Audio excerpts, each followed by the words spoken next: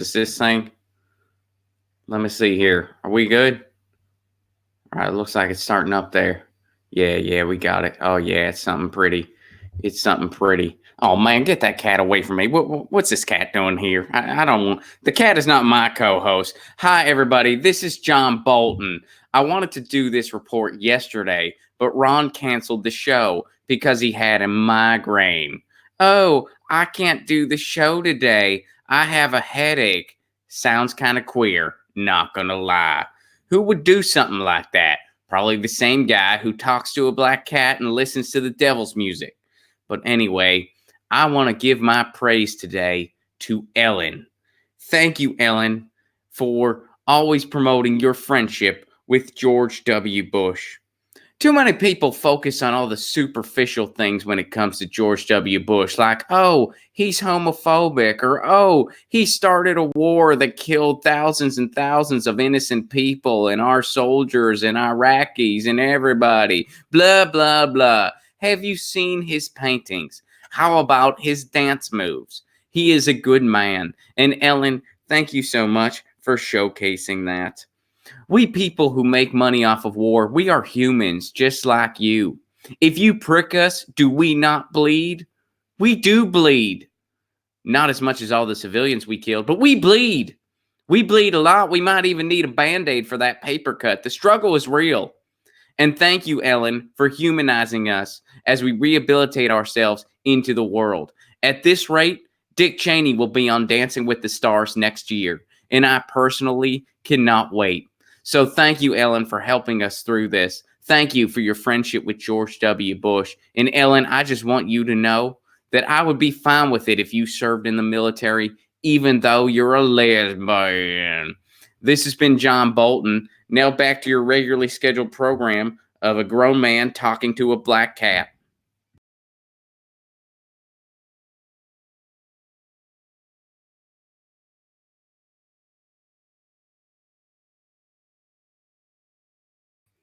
All right, what's up, everybody? Welcome to Get Your News On with Ron.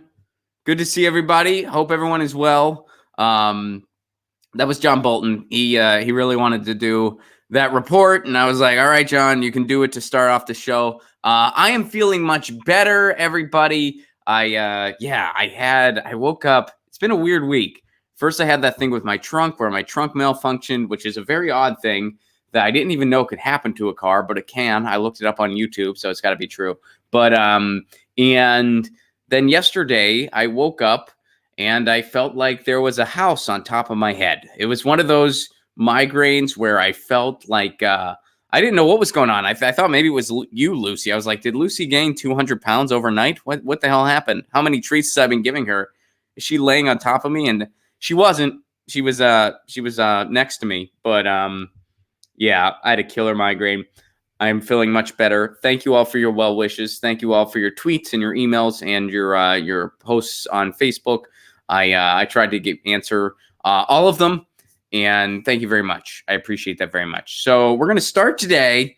Man, Washington Post still coming at Medicare for All. The entire corporate media comes at Medicare for All, but Washington Post had a special doozy today using the same tired talking points about taxes that has been used pretty much since Medicare for All has been in the conversation. So let's go to the article, and then we're going to break it down and talk about how this is BS. So here we go. Here's the headline here. Let me scroll up. There we go. Will Medicare for All hurt the middle class? No. Short answer, no, it will not. Elizabeth Warren and Bernie Sanders struggle with questions about its impact. Okay, we'll see about that. Two presidential candidates are blah, blah, blah. Yeah, okay. Bernie Sanders and Elizabeth Warren talking about Medicare for All. So here's what somebody from the Health Policy Department at Emory University says. Obviously, all of the 180 million people who have private insurance are not going to pay less. It's impossible to have an everybody win scenario here, said Kenneth Thorpe. So you have enormous winners and losers. Okay, here are the winners. Ready? Here are the winners. The winners, the American people. The losers, the health insurance industry. There you go. I summed it up. There will be winners and losers. The winners, the American people. The losers, the health insurance industry, the CEOs, the people who have millions invested in for-profit insurance industry. Now, private insurance industry isn't going away entirely. It's not going away entirely, but it is going to change drastically. So those are the people who are going to lose. The people who are rich beyond comprehension, the people who will still be rich beyond comprehension, will just invest in other things and have invested initially in people's lives. So there's your winners and your losers. But all right, let's go on to see what's going on here. See what they're claiming. All right, so this plan is by design incredibly disruptive. Yes, to the health insurance industry. That's who it's disruptive to. There's no question it hits the middle class. Actually, there is a question. There is a question. Okay, so here we go. So they're saying this is going to hit the middle class. They don't say how. They don't say what that means. What does that mean? It's going to hit the middle class. All right. All right. So several other economists who specialize in healthcare say it is difficult to predict how most Americans would be impacted given far-reaching effects to the nation's two most complicated systems, healthcare and taxes. Well, the reason healthcare is so complicated is because we have these for-profit middlemen dictating our healthcare. That's why it's so complicated. In other countries, it's not that complicated. All right. So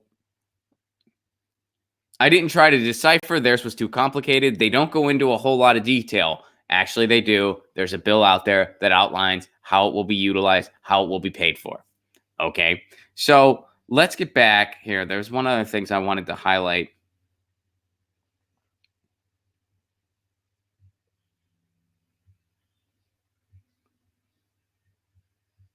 So here's what Yul Owens of Philadelphia said. Medicare for All does appeal. It's just how we're going to pay for it. But the candidate's plans don't fully explain the funding. Sanders has said that his plan would be paid for in part by higher middle-class taxes, something that Warren has declined to directly acknowledge. They both make the case that any tax increases would be offset by healthcare savings. If you're making more than $20,000 a year in a progressive way, you will be paying more in taxes. This is what Sanders said. But the increased taxes that you're paying will be significantly less than what you were paying for premiums, co-payments, and out-of-pocket expenses. Yet, in the way Sanders has outlined his proposal, that statement won't apply to everyone. And his campaign has been unable to say at which income level Americans will start paying more in taxes than they are saving in healthcare costs. Okay, this is misleading for a couple of reasons. First of all, let's revisit what single payer actually is. And this is why just looking at it from a tax perspective is misleading in the first place. And this article also references when Liz Warren had a spat with Chris Matthews. So here's what single payer is. Let's start here. Single payer is a system in which everybody pays into it and they pay the government. And then the government does the bookkeeping. The government has contracts with doctors and hospitals, and you get all these things covered under Medicare-For-All. Now, the Medicare-For-All bill, as it stands in the House and in the Senate, will be more extensive than current Medicare is now, and it covers a lot of different things. And things that it does not cover, things like elective surgeries or something cosmetic or something that's just more extensive that might be specialized, that's where the private insurance industry will exist. For anybody who is able or interested in purchasing something like that. For something cosmetic or something more extensive that's specialized, you get the idea. That's what Medicare for All is. That's what it's supposed to do. It's a single payer system that many other countries have something similar. So everybody pays in, and as a result, you get all these things covered. So let's say you're paying $300 a month to for-profit Magoo health insurance industry. You're paying $300 a month to for-profit Magoo. Medicare for All happens. Now you're only paying $100 a month to the government. So guess what? Your tax bill is going to go up $100 a month, but you're not paying $300 a month to industry Magoo anymore. So you're saving $200 a month. And people like Chris Matthews are trying to say, but your taxes go up.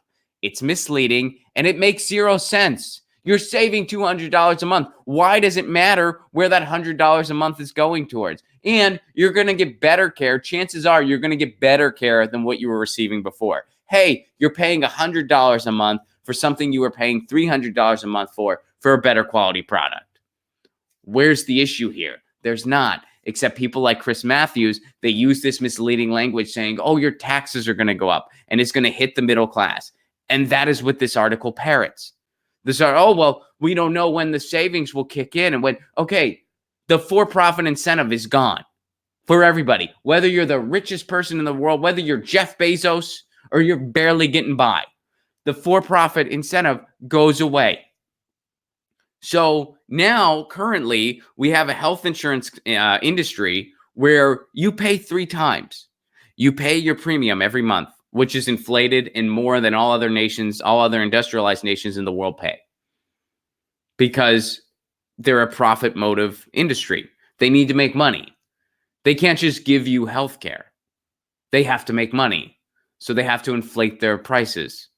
If somebody is having a product and they just want to provide that product, somebody else is providing a product, but they want to make money off of it, who's going to charge more? The latter. So you're already paying a higher premium.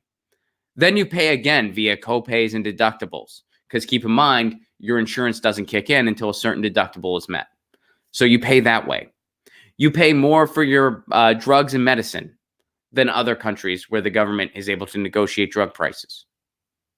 So that's another way you're paying more. And then you pay any other fees that your insurance company decides they're not going to cover. And that happens constantly.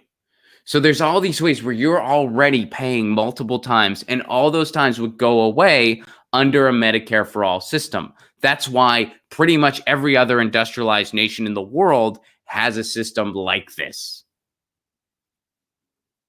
So right away, that's just totally misleading. Oh, it's going to be higher taxes for the middle class. Yeah, but all these other expenses are going away. That's a misleading way to look at it. And it's very deceptive. And it's by design. You don't have to have a degree in math to understand this. Hey, I was paying $300 a month here. Now I'm only paying $100 a month here. I'm saving $200. It doesn't matter who I'm cutting the check to. And in the sense that it does matter, I'm getting a better deal, because now I'm cutting the check to an entity that's not trying to make a profit, whereas before I was. This is not rocket science. This is not difficult. And the people at Washington Post know this. But they're deceiving you anyway. Why? Because they make money off of the health insurance industry. Because their advertisers are in bed with Big Pharma. Because you turn on cable news, you look at the corporate media, every third advertisement is going to be for Pfizer or Aetna. Why is that? Do you think they need to spread the word about what they're doing? Do you think that, oh, people aren't going to know that they need a doctor? People know that. People want to go see a doctor. A lot of them can't afford it. They buy advertising from these media outlets to get favorable coverage, to get articles like this that blatantly deceive.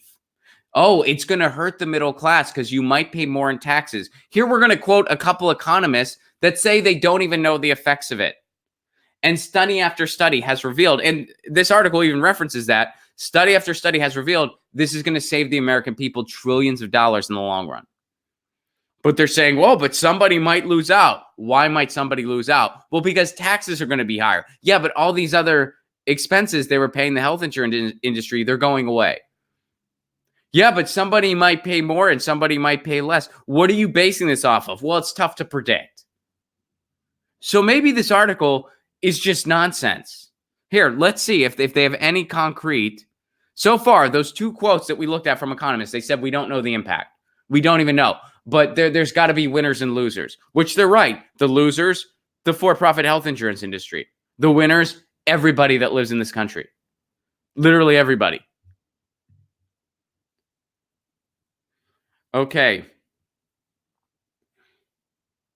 Warren, all right, so now they talk about Elizabeth Warren here, which, by the way, they focus on Elizabeth Warren more than Bernie Sanders. Why? Because Liz Warren has not been good in her messaging because she changes her mind once a week. The only consistent thing about Liz Warren is how often she will change her tune.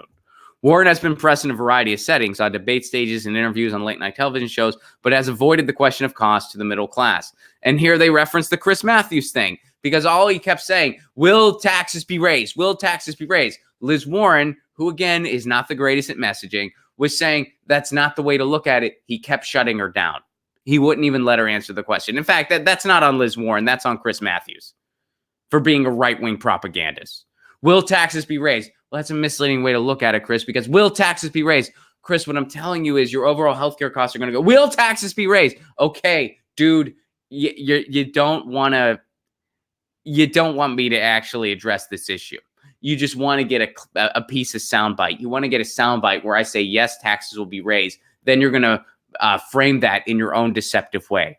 Because again, will your tax bill technically be more? Yes, but it's because all that money you were paying the health insurance industry, you're not paying them that anymore. And you're paying less. You just happen to be paying the government instead. It's not complicated. It's not rocket science. Yet they write all these articles where they have these vague quotes from economists where, oh, there's got to be winners and losers. We don't know the impact. There might be, some people might end up paying more. It saves us over $12 trillion in the course of 10 years. Who's going to be paying more in this scenario? The employers who aren't responsible for healthcare anymore? The people, and again, just the model itself. Even if you're rich, you're still paying for healthcare, and you're paying a for-profit entity for your healthcare. Now, you're not paying a for-profit entity anymore. You're just paying the government. And yes, it is based on your income, so you'll be paying a chunk of your income. So the richest among us will be paying more numerically. Yeah, that's how a progressive tax like that works. And there will be taxes on certain employers that make over $2 million. But this idea that healthcare costs are going to go up for anyone, it's completely unfounded.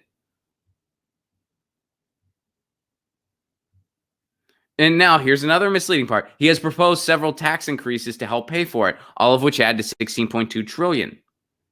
A portion of the revenue for Sanders' plan would come from an additional 4% tax on income for families making more than $29,000. That's the single-payer system. That's the single-payer system. That's the system where now, instead of paying for your health care to a for-profit insurance company, you're paying the government via a single-payer model. That's what they're referring to here. That's the tax they're referring to. All the money you were paying a for-profit entity that's screwing you, you're now just paying less than that money to the government. You're going to be paying less. Okay. The senator has proposed generating further revenue by making more affluent Americans pay more in taxes. They mean the richest among us, establishing a wealth tax, limiting itemized deductions. All right. Sanders has argued that his plan would be cheaper than maintaining the status quo, putting forward a $50 trillion figure to maintain current healthcare spending over the next 10 years. But fact checkers have said that figure is dubious. The Post fact checker gave him 3 Pinocchios for the comment. Really? The Post fact checkers did that? That's based on a study done by a think tank funded by the Koch brothers. So even the Koch brothers, who despise Medicare-For-All, even studies that they've funded have indicated that Medicare-For-All would save us money. And that study has not been refuted. And you know why it hasn't been refuted? You know how we know it hasn't been refuted? Because the Post needs to rely on their own fact checkers to try to debunk it. Though the fact checkers at the Post, where we have an incentive here, we're trying to poo-poo on Medicare-For-All. Our fact checkers said that this is 3 Pinocchios. And why are they even trying to make that claim? Well, because it's projections. Well, it's all projection. It's all projection. But analysis after analysis, even the Koch brothers analysis, which gave the highest estimates possible for what a Medicare-For-All system would cost. It gave the highest estimates possible because it didn't want to come to the conclusion that Medicare-For-All was cheaper. So it said, hey, if we continue the model we have now, and then it undercutted predictions there. Hey, but if we do Medicare-For-All, and then it overstated projections there, it still came to the conclusion that Medicare-For-All is cheaper. So this article just has a couple vague quotes from economists who are like, well, we don't know. I mean, somebody's got to pay more. Somebody's got to pay more. That's basically all they're saying. Oh, well, someone's got to pay more. We don't know who. We don't exactly know the impact. But we just feel like somebody's got to pay more, even though they're not paying a for-profit entity anymore. And they're just making the case that people will pay more in taxes, which again, yeah, that's technically true. But it's because you're not paying a for-profit entity anymore. It's because we're redoing the way health insurance is done. We've never done this in this country before. This is the way pretty much every other industrialized country does it. Every other industrialized country, who, by the way, pays way less per person per healthcare. Countries that have systems like these, England, Canada, you name it, Japan, Australia, they all pay usually less than half of what we pay per person for healthcare every year. So this idea that somehow there's going to be people paying more is just based on nonsense and misspeculation and just misreporting on what Medicare for All actually is and what it does. It doesn't take into account that this is a single payer model we've not done before. It reinvests the way healthcare dollars are utilized in a way that is way more productive and is way more efficient in maintaining people's health. Why? Because it's focused on just providing healthcare, not focused on making a profit. It's not rocket science. But Washington Post, they have a financial incentive to mislead you on this stuff. So there you go. There you go. And this will continue up through the campaign trail. But speaking of the campaign trail, you know who kind of gets it right now and had a really great report that RF Hartwell shares over on the Reddit subsection. Thank you for sharing this, RF Hartwell. Robert Reich. Robert Reich. Oh, wait. It started there. Hold up. All right. Let's go over there. All right. So check this out. I really dug this. Robert Reich did a good job here. Let's talk about it. Here we go. Robert Reich. Versus someone who has ideas. Well, this is pure nonsense. Beating Trump requires getting out the vote. And in order to get people to turn out and vote, a presidential candidate has to be inspiring, which means big ideas, a vision of an America that could become a reality if we all got behind it, a sense of where we need to be heading. That's rubbish. All the back who's a moderate and a candidate who's on the left. All right. So right now he's talking about someone who's a moderate versus someone who's on the left. They're talking. People are saying, oh, we need a moderate or we need a lefty, and only a moderate can beat Trump. He's going to debunk that now. Here we go. Well, that's rubbish. All the babble about moderate or left assumes we're back in the old politics where the central question was the size of government. But today, the real contest is between the people and the powerful. The vast majority of Americans versus an oligarchy that's amassed most of the nation's wealth and power. That small group of hugely wealthy and powerful people got a giant $2 trillion tax cut from Trump and his Republican enablers. And they want to pay for it by trashing Medicare, Social Security, Medicaid, and the Affordable Care Act. The oligarchy would rather we fight among ourselves for the scraps they have left behind than see what's really happening.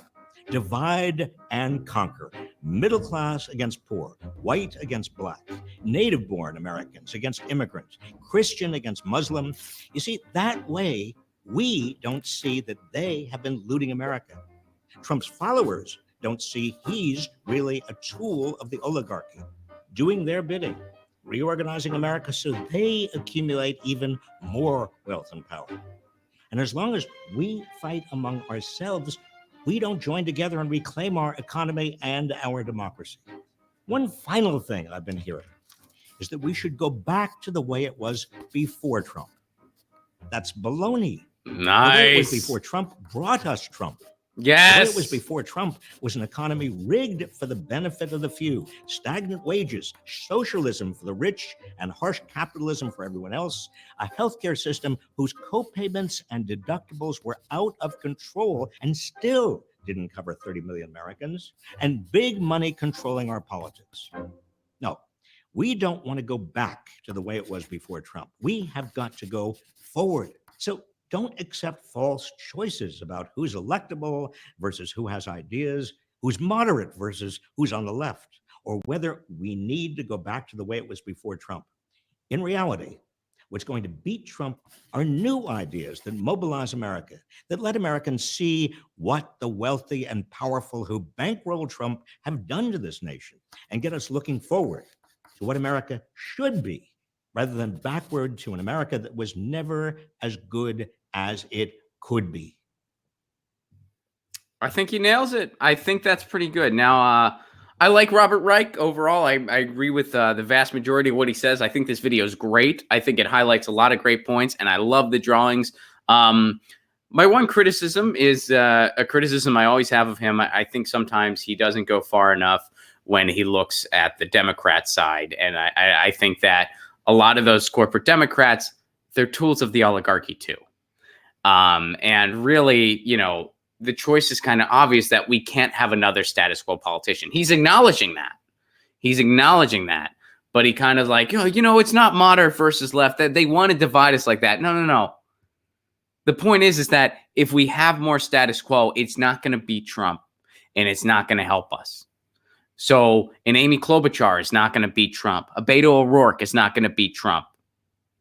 A Joe Biden is not going to beat Trump, which he acknowledges in the thing there. He has Joe Biden holding an ice cream cone. He's kind of subtly acknowledging Joe Biden's not going to beat Trump. And he's absolutely right here. Centrists will not win in 2020. But what we need is, you know, I like the way he frames it. We need actual ideas. I think that's right on. But, you know, my thing is, it's like these moderates, quote unquote, they're not going to win. They're just not going to win, which he acknowledges that, but I think he skates around it a little tiny bit. Because, yeah, the status quo, we live in a non-status quo time. Whenever it came to the surface that a lot of that, or maybe not a lot, but some Trump supporters, I think like 20% or something like that, a lot of them said Bernie was their second choice.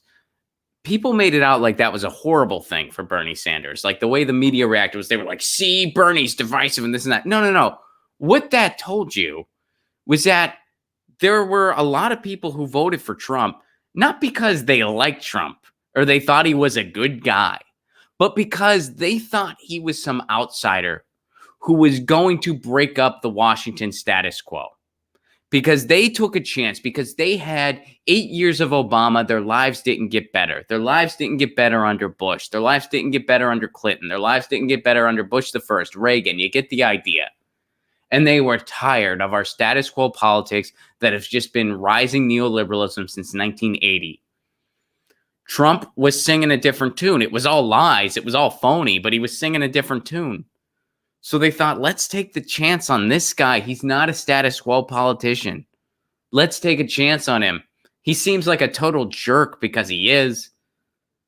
But man, we can't take any more of the status quo. So they rolled the dice on Trump. And now they should realize that everything he said was a total lie. He's not governing like an outsider at all. He's continuing the war machine as usual. He's didn't do anything for the working class like he said he would. Didn't do anything for healthcare like he said he would. Hasn't governed like a non-interventionist. Surrounded himself with more warmongers just like everyone else. Surrounded his cabinet, with these same execs as everyone else. So a lot of people connected with Bernie Sanders for that same reason, that he's not the status quo, that he was offering something different. So a lot of people in the general in 2016, they took a chance on a fake populist. So a real populist could win. That's what that statistic's telling you, that some Trump supporters, their second choice was Bernie Sanders. That's telling you that people are tired of the status quo. And people want a reinvestment into the working class. People want to be able to go to see a doctor when they're sick. They want to be able to send their kids to college without going into crippling amounts of debt. They want to make a fair wage for their work. People want all those things. And the richest country in the world should be able to provide that many times over. So I think Robert Reich nails it here. I think it's a pretty solid video. The only thing I would add to it is that, some of these corrupt Democrats, they're part of the status quo too. And they're part of the oligarchy too. It's not just the Republicans. It's both. All right. So let's go over to the activism side of the coin. Now, this was shared by both Tim and David. Both Tim and David shared this because Extinction Rebellion, the protesters for climate action, Extinction Rebellion has hit New York City. Thank you for sharing this, David and Tim. Let's see what's going on here. Extinction Rebellion stages a die-in at iconic Wall Street bull statue. The poor bull. Look, they covered the bull with a bunch of fake blood. And not too long ago, that other guy messed with the bull's horn. He hammered the bull's horn. And if that bull could talk, the bull would be like, look, I'm just a statue. I can't affect. I have no say in where I was built or where I was placed. I don't even like Wall Street. If you're noticing, I'm showing Wall Street my balls every day. I am a socialist. I am so misunderstood. That's what the bull would say if the bull could talk. That's what I believe anyway. The bull would be like, you guys, you never try to listen to my perspective. You're just discriminating based on where I was built, and it's not fair. I'm sorry for the bull. I think the bull's a socialist because it is showing Wall Street its balls all the time. Saying, look, it would cover its balls up, right? Come on. All right. Anyway, Extinction Rebellion stages die-in at iconic Wall Street Bull statue. Protesters in New York City expressed their dismay with the government's and big businesses' slow response to the climate crisis by pouring fake blood on themselves and the iconic charging bull on Wall Street Monday. Nearly 100 people were arrested in New York as part of Extinction Rebellion's worldwide 2 weeks of climate protests. They put fake blood on a statue. Let's arrest 100 people. Around the statue, protesters laid on the ground, pretending to be dead from the climate crisis. Drowned in attic, read one cardboard gravestone. Couldn't outrun wildfire. With our striking visuals, like funeral and death and devastation and blood and gore, we are instilling that instinctive sense of fear. We want that sense of fear to be associated with the climate crisis to show that this is urgent. Also, it's October. I'm all about climate protests having a Halloween theme. I know some people might be like, oh, that's kind of macabre. I don't know if that's a good way to reach people. It's October. I think it's cool. Protests in 60 cities around the world started at 10 a.m. local time per the Extinction Rebellion's website. This is when the protests started in Lower Manhattan. At 10:30, 3 people poured fake blood on the charging statue as one protester stood atop the 11-foot statue and waved a neon green Extinction Rebellion flag. One of the people who poured fake blood on the statue was a 24-year-old student from Columbia University who was arrested. The British-based activist group was founded last year, but has found a groundswell of support in London, across Europe, and in Australia, where protesters have brought traffic to a halt, temporarily shut down businesses as usual to draw attention to the climate crisis. However, the group has not found similar traction in the U.S. and has failed to garner the street muscle it has flexed in the U.K., according to the New York Times. That's because protesting is a lot harder in the United States for a number of reasons. One, because of our work culture. A lot of people just can't do it, because they're working 2 and 3 jobs to survive and they're one paycheck away from going under. 2, because of police brutality. Very severe here. I know it happens everywhere in the world. I know that it happened in France too. I know it happens everywhere. But man, we got a special level of amplification. Special is a weird word to use there, but you get the idea I'm trying to get across. We got a lot of police brutality in this country. So there's a number of reasons protesting is a bit harder in the U.S., but Extinction Rebellion is addressing this the way it should be addressed. It's a worldwide crisis. We all need to act, and we're behind schedule. We need to catch up. So good for Extinction Rebellion. I like the Halloween theme as well. Good going there. We'll keep an eye on those protests. And that's what we got to do. We got to protest. We got to strike. That's what we got to do. We're not going to see real change in this country if we rely on electoral politics alone. It's a piece of the puzzle, but it's not the entire puzzle. We need a big movement. Any elected official is only as good as the movement behind them. Right, Lucy? Lucy's on board. She's like, yeah, let's go to Manhattan. You've never been to New York City before, Lucy. You're a pretty well-traveled cat, but you've not been to New York City. She's been to, I don't even know how many states she's been to, because she's traveled with me a good deal. But she's not been to New York City. All right, so we're going to go here now, and then we'll go to the song of the day. And this is a story concerning municipal broadband. You guys know municipal broadband is a issue near and dear to my heart. For anyone who's new to the show, municipal broadband is basically city-owned and operated internet. Towns that have municipal broadband typically have the strongest internet in the country at a reasonable price. Best internet in this country can be found in Chattanooga, Tennessee. They've had municipal broadband since 2014. Municipal broadband gets big cable out of our lives and puts the internet into the hands of people. It ends the net neutrality battle once and for all, because we will have net neutrality written into the charters. Lucy likes the idea of it. Lucy's all for it. All right. So the nice, polite Republicans over at NPR did a piece on municipal broadband that's happening in the town of Bandera, Texas. They're getting a fiber to the home project, and the Institute of Local Self-Reliance shared this.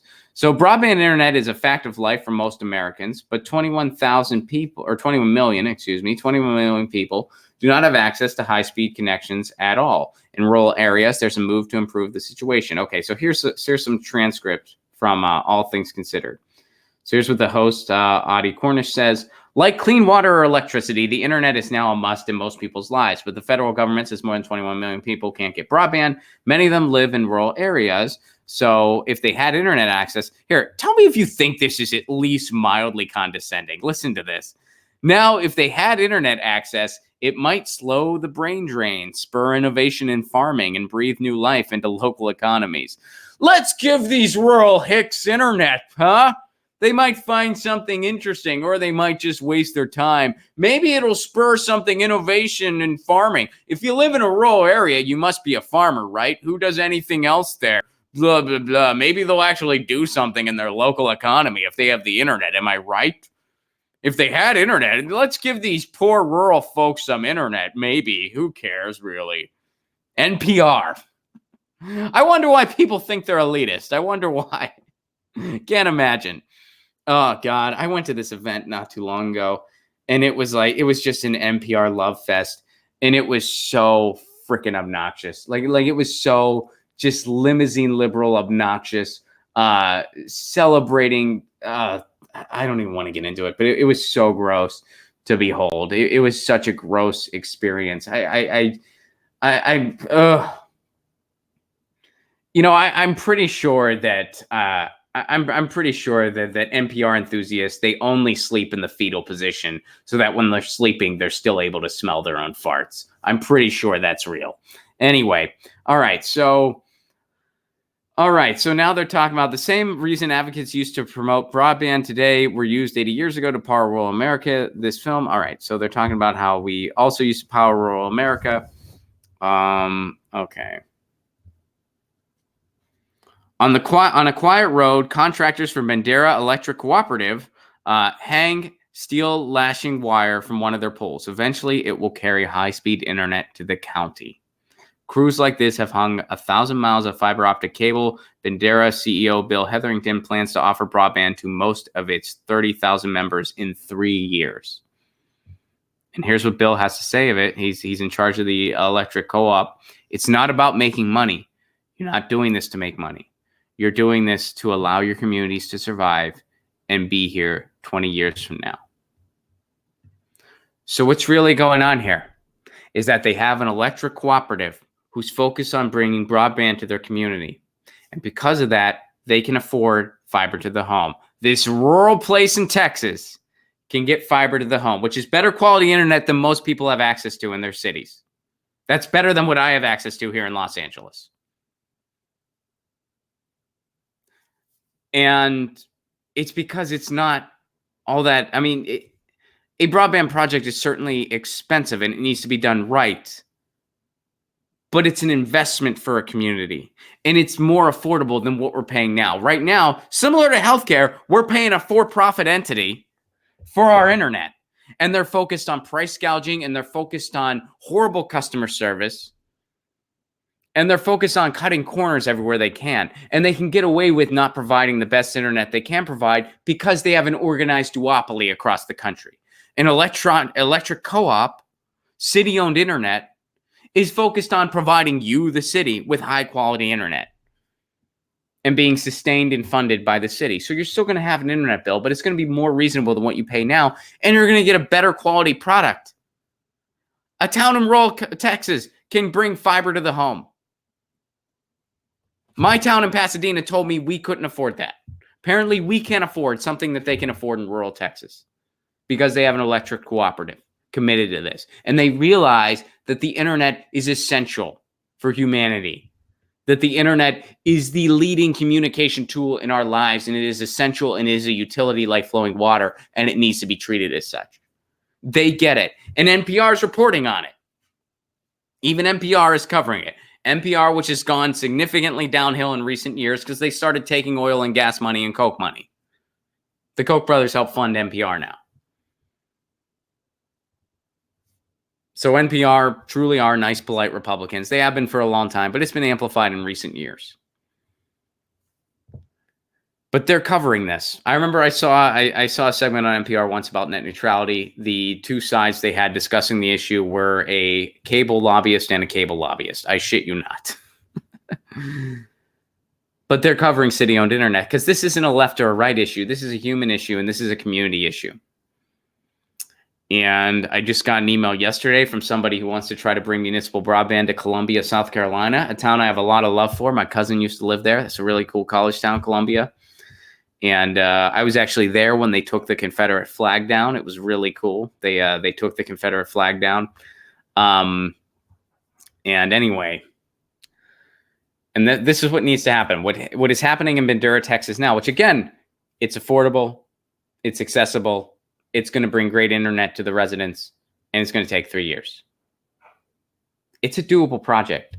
And there is an organization called Next Century Cities that will come to your city and assess it. So that's the thing. If you want to get this done, there's organizations you can go to get it done. And all you need, it's free for cities to join. All you need is a city council member to get on board. And by the way, I'm not saying that means it's easy because I haven't been able to accomplish that. I have not been able to accomplish that where I live in Pasadena. I have tried and I have lobbied. And, this is really inspiring me. I got to get to another city council meeting and push for this again. So I'm going to work on that. And of course, I'm going to document it. But there's some news regarding municipal broadband. And it's some good news. Kudos to you, Bandera, Texas. And thank you, nice, polite Republicans, for covering this. I don't know why you had to be kind of condescending to people who live in rural areas there, but whatever. All right. Also, so song of the day today. Let me get to this email. Let me share this real quick with you guys. This is from Josh, subject, punk rock. Ron, my wife and I listen to you all the time. I love that you keep punk rock on the political stage. I want to pass on 3 of my favorite bands with my favorite songs from each to help you get hooked. So we listened to one of those. Here's all 3 of them. Nightbirds, Left in the Middle, The Lillingtons, Black Hole in My Mind, or All I Hear is Static, Western Addiction, Animals and Children. I hope this is new music for you to explore. Josh, it definitely is. And I'm going to hit all 3 of those songs for a song of the day, but I started at the top. Today's song of the day is Nightbirds, Left in the Middle. So Nightbirds are a Fat Records band. That is Fat Mike of NoFX. That's his label. And I mean this in a good way. They totally sound like a Fat Wreck band. I love Fat Records. I've loved it for a long time. And these guys, it is definitely West Coast, melodic, driving, pop punk, with a little bit of a hardcore tinge. Kind of reminds me of earlier NoFX. Reminds me a little bit of Face to Face. Very clever lyrics, very clever vocals. Left in the Middle is a song about kind of about the Overton window, about how we're so polarized. And it's a very clever song. I enjoyed the beat. I enjoyed the rhythm. I love that kind of punk rock. Check out Nightbirds, Left in the Middle. No gimmicks in the spelling. It's just Nightbirds. 2 words, Nightbirds. Left in the Middle is that track. Josh, thank you for sharing that. And I look forward to checking out the other songs you shared as well. We'll be doing that shortly. Let me go to the chat to see what you guys are saying. And real quick, while I'm doing that, shout out to our sponsors, ZT.com, ZHITEA.com. Their tea, it kind of rules. Rulin' tea, it's a good thing. Rulin' tea, pretty groovy. Hope y'all are doing well. I'm feeling much better. Thank you again for your well wishes.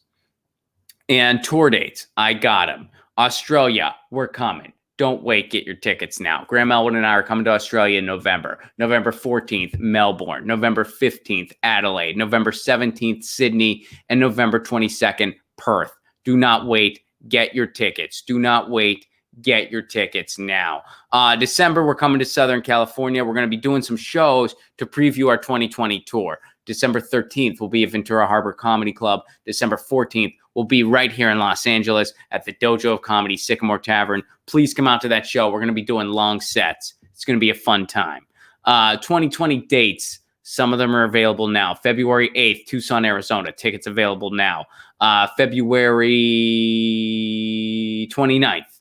Sorry, it took me a minute. February 29th, San Francisco, California. Tickets available now. March 12th, Orlando, Florida. Tickets are available. April 10th, I will be in Pittsburgh, Pennsylvania. Tickets for that are available now.